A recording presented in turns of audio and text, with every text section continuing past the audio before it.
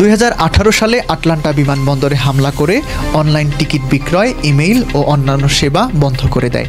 পরে বেশ কয়েক লাখ ডলার মুক্তিপণ দাবি করে তারা। 2020 সালে ইরানের শহীদ বেহেশতি বিমানবন্দরে সাইবার হামলা করে হ্যাকাররা সেখানে সরকার বিরোধী বার্তা প্রদর্শন করেছিল। 2025 সালে পোল্যান্ডের একটি বিমানবন্দরে ফ্লাইট প্ল্যান সিস্টেমে সাইবার হামলা করে 10টি ফ্লাইট বাতিল করতে বাধ্য করেছিল হ্যাকাররা।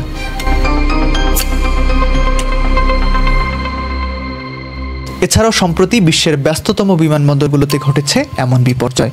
লন্ডনের হিথ্রো আন্তর্জাতিক বিমানবন্দর, বেলজিয়ামের ব্রাসেলস এবং জার্মানির বার্লিন বিমানবন্দর সহ ইউরোপের একাধিক প্রধান বিমানবন্দর সাইবার আক্রমণের শিকার হয়।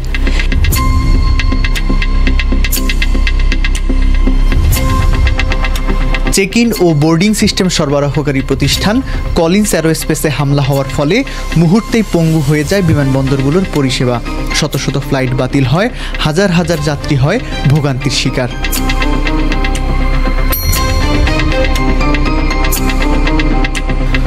সম্প্রতি বাংলাদেশের সিভিল এভিয়েশন অথরিটির নিজস্ব ওয়েবসাইটেও একটি সাইবার হামলার ঘটনা ঘটে।